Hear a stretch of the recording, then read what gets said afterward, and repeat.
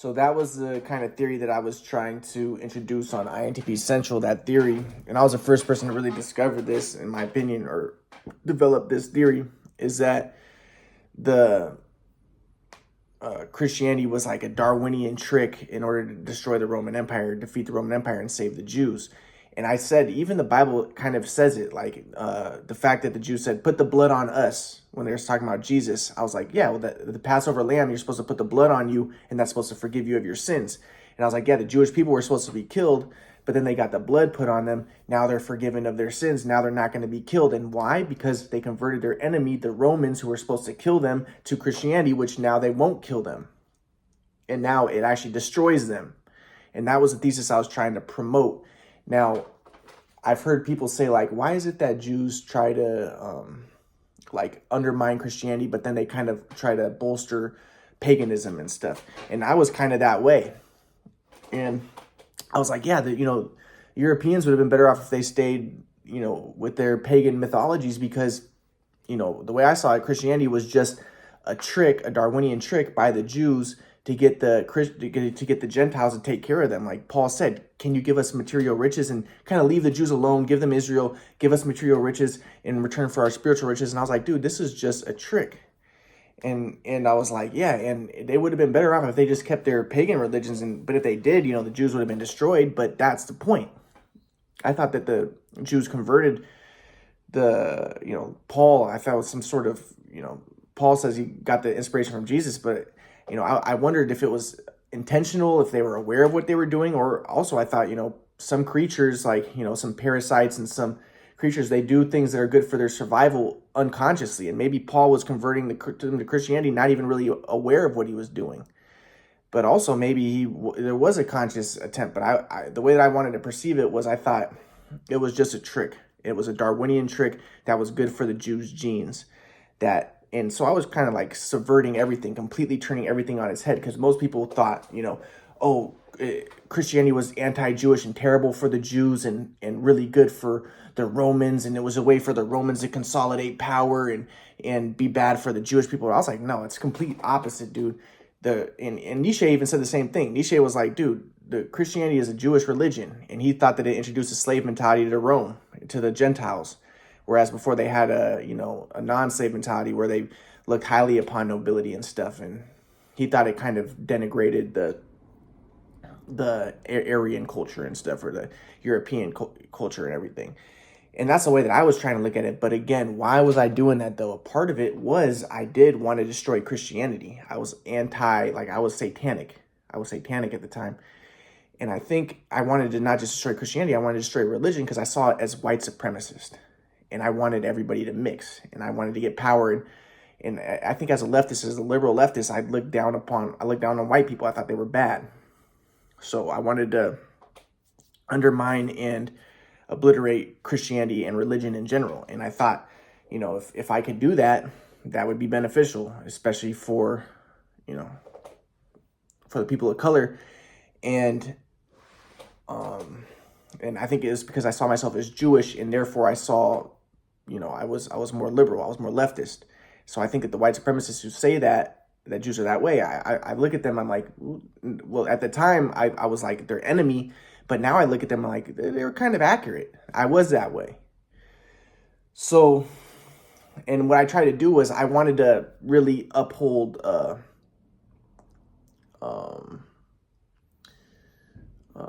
was it? Communism. Like, I was a communist Marxist. So I wanted to destroy borders because I wanted to mix the white people, mix the Aryans. And that was like a part of my plan. And that's what, ironically, people say Jews try to do. And that's what I wanted to do. Now, because I was kind of leftist. I was a Democrat leftist, basically, And so what I wanted was, like, I remember I wanted to look at the Bible and try to prove that it was communistic.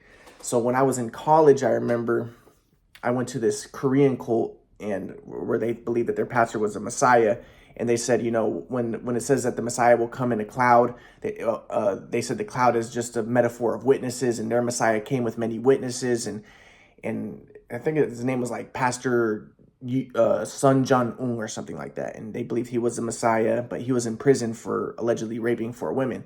And again, I thought that was just another example of Darwinism. I thought people become cult leaders so they can have more access to women and spread their genes more. And to me, it was everything was Darwinian, right? But anyways, this guy, he taught that when Jesus multiplied the bread, he said that it wasn't actually him multiplying bread. It was him getting people to share, and therefore the haves and the have-nots shared. And once the haves and the have-nots shared, everybody's bread multiplied, because the haves had a lot of bread, the have-nots had zero bread. But once everyone shared, then everybody had bread. And I was like, I like that idea. But again, because I was communistic, and I was kind of anti-white, and my grandpa didn't like that idea. My grandpa did not like that communist idea.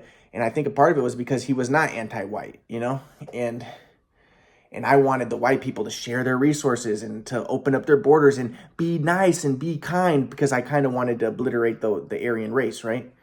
So, and I wanted to be like that. Jesus was a communist. That's what Jesus would have done. And that's the way, leftists tend to be like, leftists tend to be against religion because they're like, oh, it's racist, white supremacist. Like I was, like, that's the way I thought. And then, but at the same time, like me, I was like, but if Jesus did exist, he was a communist leftist, and he would have wanted you to share and give welfare to the poor and the people of color and open the borders. And so, it was my ego, and I saw myself as Jewish. And I think that my ego was kind of gearing me toward that perspective of seeing things in that leftist angle.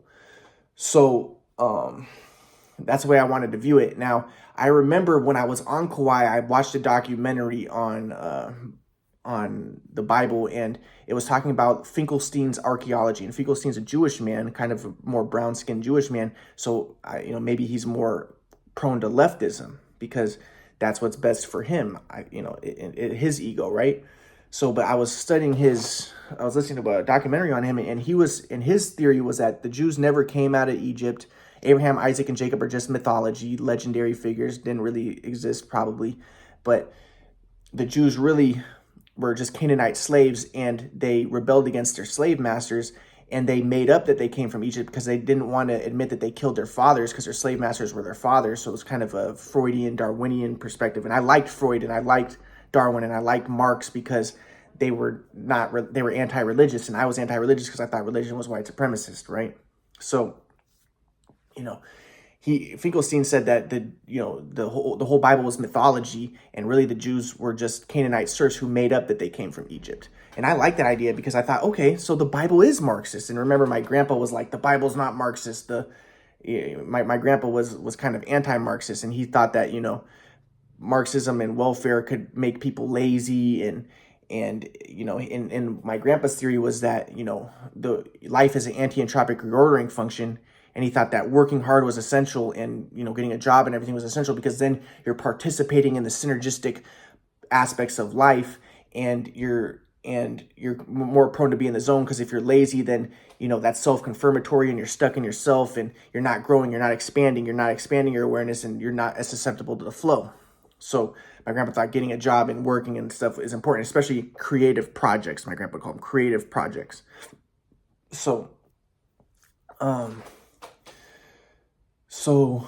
But I wanted to look at, I kind of looked at his perspectives, and I'm like, and he also thought that all that working would eventually lead to the kingdom of heaven. Like, it's progressing toward the Omega point kingdom of heaven. And, if you're not participating in that, then there's negative consequences, my grandpa would say, if you're not participating in, creative projects and stuff. But I thought, again, I was like, dude, this is just white supremacist type of stuff. Like, this whole thing, like, you have to work hard and you have to get a job, and that's just to maintain the status quo. And I was a communist, and I'm like, we shouldn't work so hard. Like, why don't we just chill out and relax a little bit? And, for actually, I wasn't like that. I was studying my ass off. I just wanted to study. I didn't want to work. But my grandpa was like trying to butt his head in, like, you need to get a job. You need to become independent, and you need to be independent of your mom and dad. And you need to partake in the synergistic aspects of existence, of life, and all that stuff. And he was like trying to butt his head in there and force all that on me. And I'm like, yo, I'm working on the quadrant model. I discovered a theory of everything. I'm working on it. Let me work on my thing. But he's like, no, you need to get a job. And it was causing a lot of conflict. And I'll get to that in a little bit. But so I'm listening to these lectures, I'm listening to this documentary on Finkelstein and his archaeology, and he's claiming that the Bible's mythology. And I'm like, good, yeah, that's what I want to believe, because I don't, religious people are just are racist, it's just white supremacy, and I don't like religion. So I listened to that theory, and then I keep studying the Bible, and then I had a big epiphany. What happened was I was in a Seventh-day Adventist church. I just had started going to Seventh-day Adventist churches, and I never even knew they existed. And I was listening to the pastor talk, and he was saying how when Jesus crossed the sea, he multiplied bread. And he said that it's similar to when the God in the Old Testament crosses the sea, and then he brings down manna from heaven. And I was like, oh, that is interesting. And then I started thinking, and I was like, I thought, the God of Israel crosses the sea after Egypt is destroyed, and then he multiplies bread. Well, Jesus crosses the sea, and then he multiplies bread. So I was like, okay, there's an analog there. So Jesus is kind of being depicted as like God. And then I had the realization, well, then the God of Israel crosses another sea with Israel, and Jesus crosses another sea. He crosses a river, and then the God of Israel multiplies bread again, and then Jesus multiplies bread again. But after he heals a Canaanite serf, or actually, God of Israel doesn't multiply bread, but what he does is the Israelites help Rahab, who's a Canaanite, destroy Jericho. And I thought, well, the destruction of Jericho is a metaphor for the Canaanite serf revolutions that were the genesis of Israel. And I thought, well, when Jesus crosses the sea, he heals a Canaanite woman, which would be symbolic of Rahab, and then Jesus multiplies bread. So I thought, okay, so once the Canaanite revolutions happened, then there was a multiplication of bread. The haves and the have-nots shared, and there was a multiplication of bread. So I was like, oh, this is some symbolic of Marxist revolutions, and the New Testament is just a metaphor of Marxist revolutions. And then I was like, oh, and then look, right before Jesus crosses the river, he heals a Canaanite, a Roman commander's servant, and then he goes across and he multiplies bread. And I thought, well, it's similar. I thought, okay, so he loved his enemy, the Roman commander, and then he defeated the Romans. By loving your enemy, you defeat them. And that's what Elijah said. He said, if you love your enemy, it's like putting hot coals on their head. So I was like, So again, like I wanted to see everything in a Darwinian perspective, and I didn't want to see anything in a religious perspective. So I was like, okay, really, there's no such thing as altruism. There was a Jewish guy named Pierce who did some like mathematics, and he was saying altruism doesn't exist. It's just for Darwinian purposes. Like you give because you expect to get in return.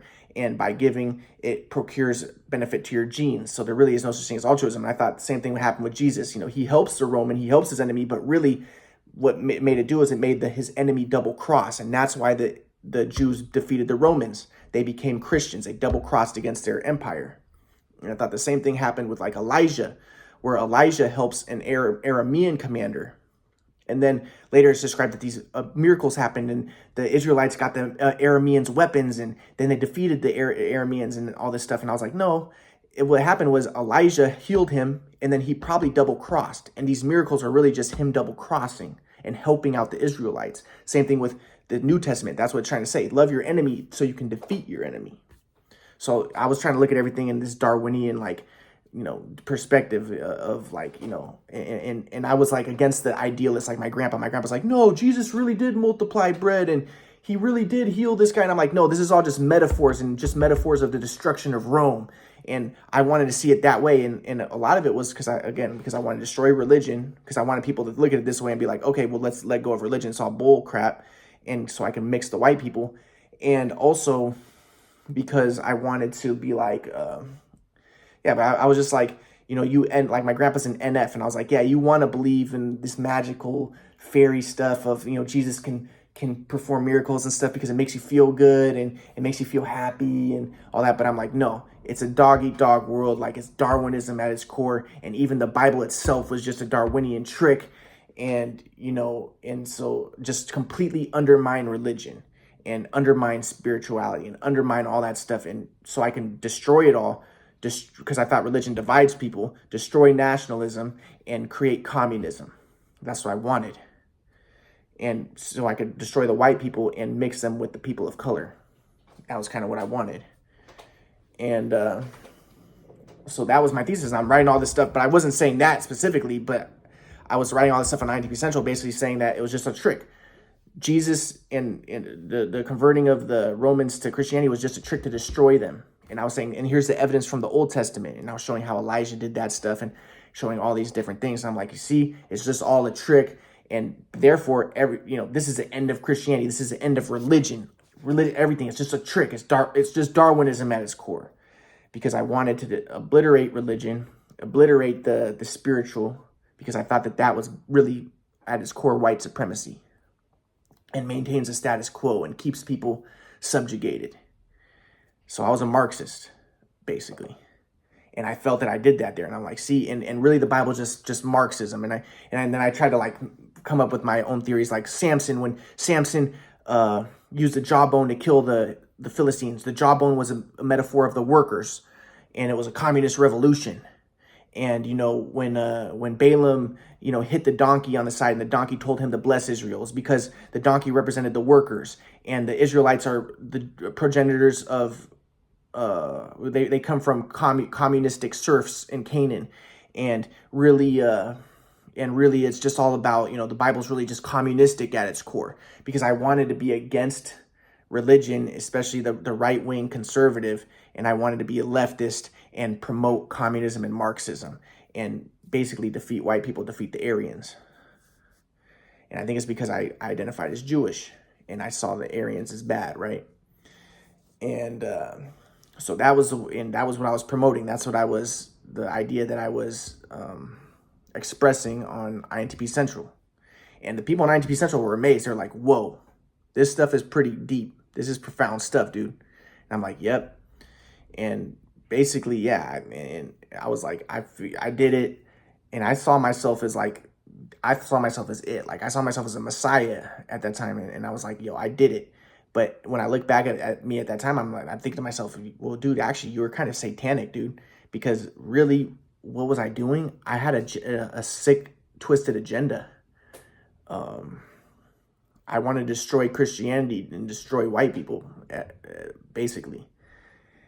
And, get power. And I wanted to get power and get my basketball videos and all that. And I'll get more into that. But, I did have kind of, I was, at its core, there was kind of a nefarious agenda going on.